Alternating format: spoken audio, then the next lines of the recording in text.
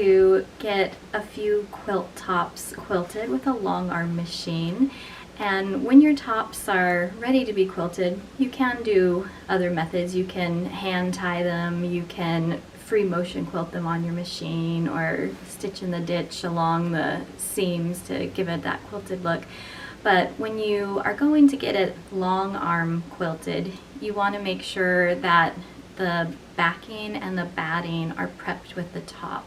And so I just wanted to go over some tips to help your quilts be ready for the long arm machine.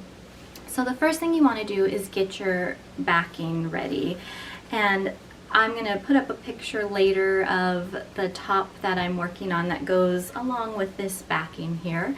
But the quilt is going to be 52.5 inches by 52.5 inches. And so the long arm quilter wants there to be at least 4 inches on each end of backing and batting. So that means I need to make sure that my backing is at least 60.5 inches on each side. So I'm going to take 2 pieces of fabric. This was originally 3 yards that I cut in half as per the directions on the pattern.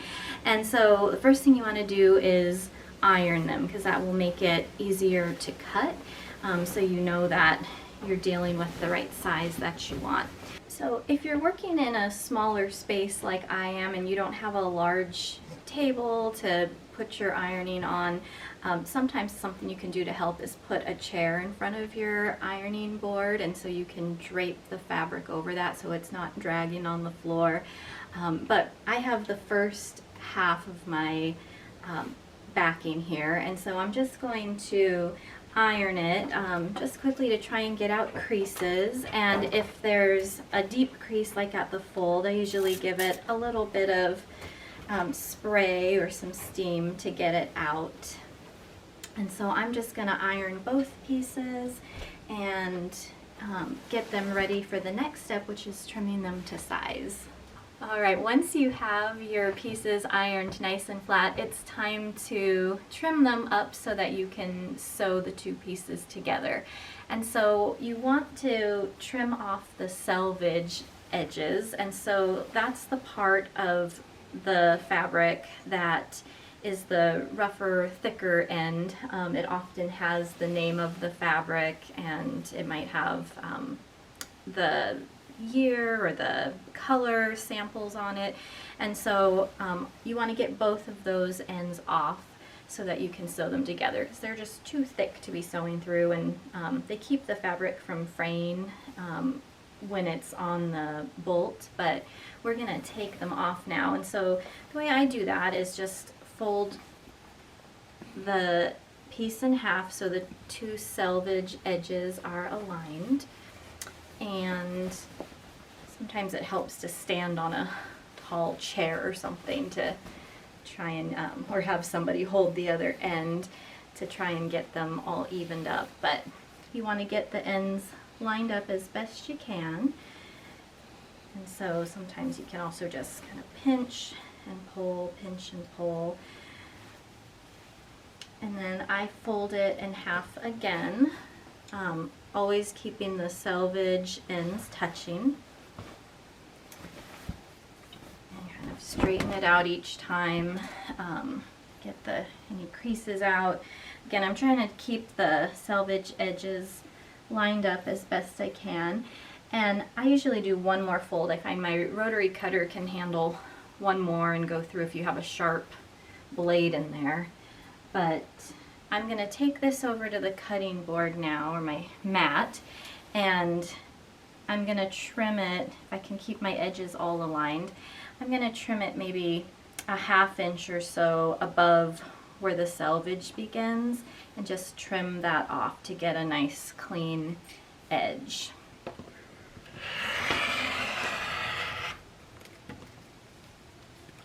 Alright, so once you have your selvage edges cut, you might consider doing the same, just making a straight cut with your raw edges, and you'd fold them the same way, but just keep your raw edges together. Mine are pretty evenly cut, there aren't big waves, or it's not going, you know, diagonally down. You just want to make sure that you have enough of that extra, the 4 inches or more on each end of the backing, so that the long arm machine has room to move around and you don't run out of backing, so it can stay aligned with the top. So if you have really wavy or jagged ends, you can cut the raw edges off, but mine are looking fine here for my purposes. So I'm going to connect my 2 pieces now to make the big piece of backing. And so to do that, you have to, mine is not a directional print, so it's a little easier, but if you have a directional print, you want to make sure that it's going to look the way you want when you open the 2 edges. So what I'm going to do is put right sides together with my 2 pieces, and you can pin, or I like to use wonder clips on mine. So you'll line up your edges and clip them together. You want to make sure that your ends are aligned at the top, and then just clip along the edges, as many clips as you think you need, or pins, to keep it from moving under your machine. So I usually do a clip every few inches or so, and once you've clipped it, we're ready to sew. So just remember, right sides together and clip along one edge. Alright, so I'm ready to sew my 1/4 inch seam.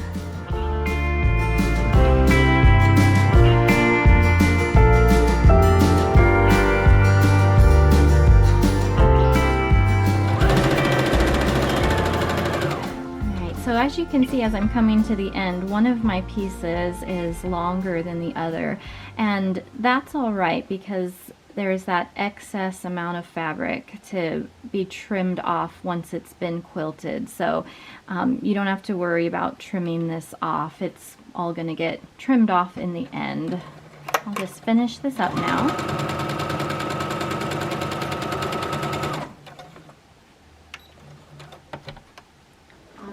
So once you have your 2 pieces sewn together, you should set your seams by just running the iron on top of your seams, just to lock in those stitches, so just all the way down.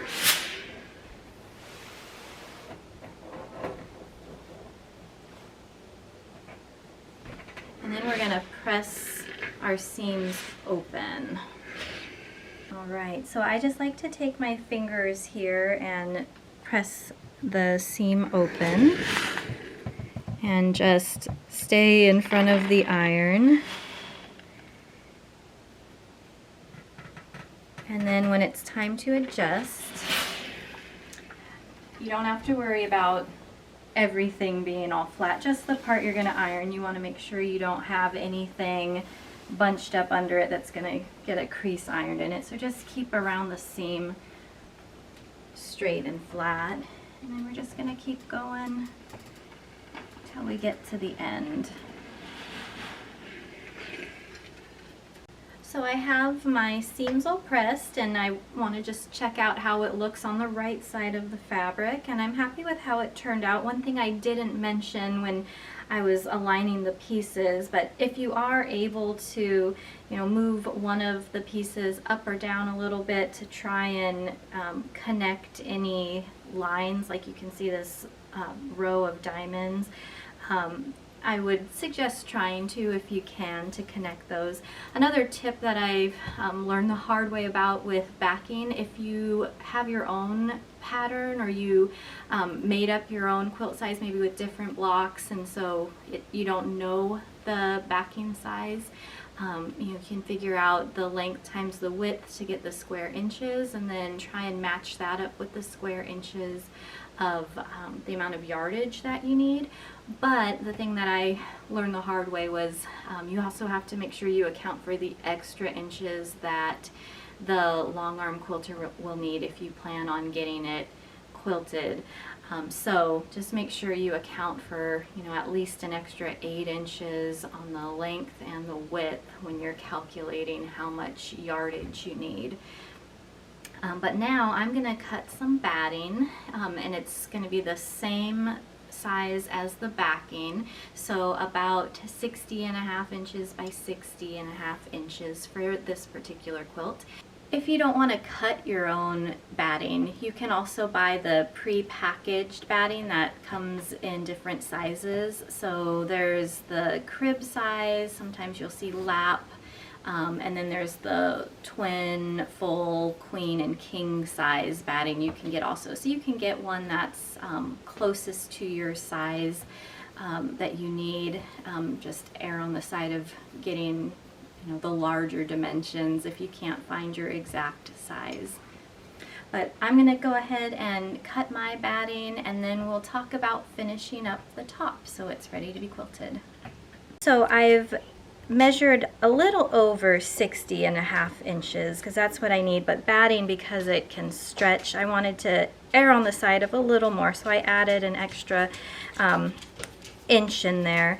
And so now I've folded it over. I've tried to keep my edges lined up here so I can just kind of eyeball going down. I'm trying to keep the same distance away from this folded edge all the way down to the other end.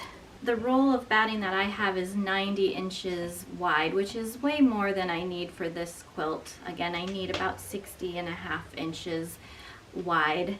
And so I cut off about 25 inches. So again, I'm erring on giving the long arm quilter a little extra, but I cut off about 25 inches from the width.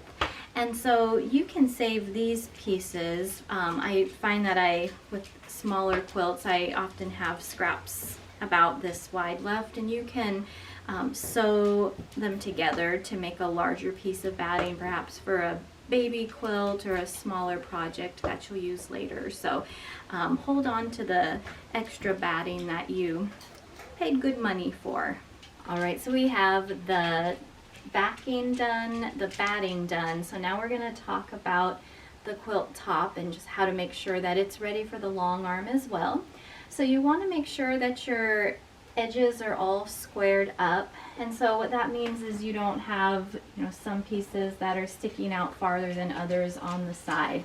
Now I have a border on mine, and borders help to give you a nice squared up edge, but if you didn't, you'd want to kind of measure from, if I had this border here, my last seam line, I might say, okay, I want it to be 2.5 inches from that last seam, and I could run a ruler on the edge here and just trim off anything that's past 2.5 inches from my seam line.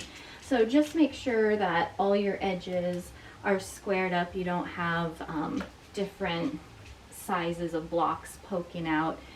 And then you also want to check your backing just to make sure that, or the back side of the top I should say, to make sure that the seams are all pressed down still. If you need to iron any and flatten them, you don't want any that are going to make your quilt stick up or be bulky. So check your seams, and then if you have any wads of threads or see any dark threads on light spots that might show through the quilting, you'll want to remove those too. So you might trim or pull off big pieces of thread just to get it ready for the long arm machine.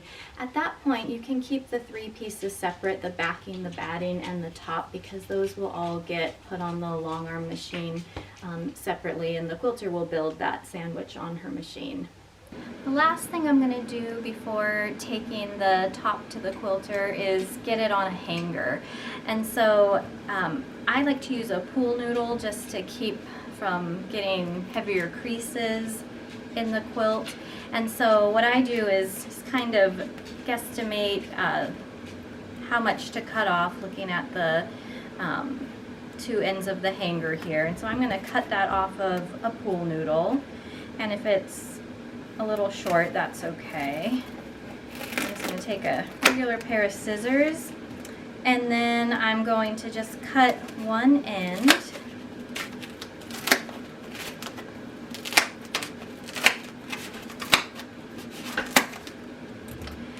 And my hanger should just slide in there. And so now I can fold up my quilt and just drape it over, and it is ready to go to the quilter.